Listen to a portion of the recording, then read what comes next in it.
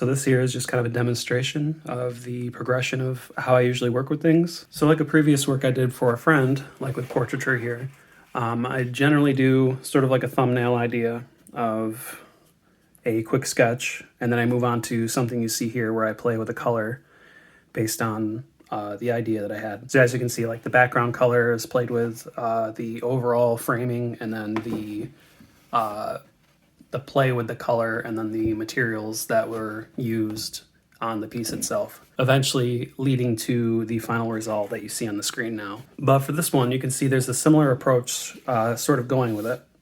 I started out with a quick sketch.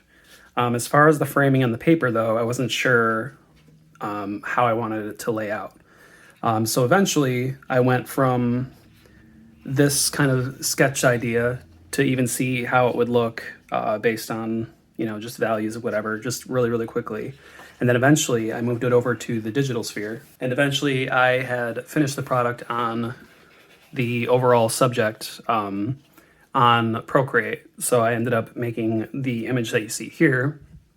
I made a mental or a little note down here where it's the closest color match that I could come up with the way that the file was with my printer. From this proof, I transferred it over to this result here.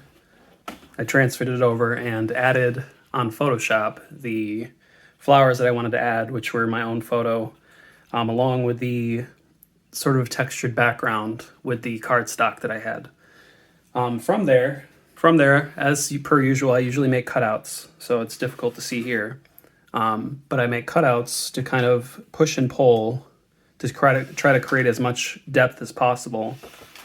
And I'm dumping them all over. So it's kind of a push and pull, trying to create as much depth as possible, however artificial.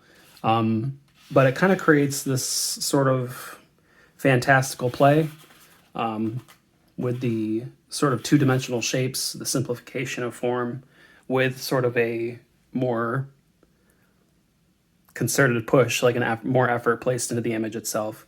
But eventually we take it a step further and we place this border here. So that's my idea anyway. I put the base color here, but it's going to kind of not only serve as like a frame, obviously, but also, again, layering more over the top here so that it creates that kind of illusion of depth.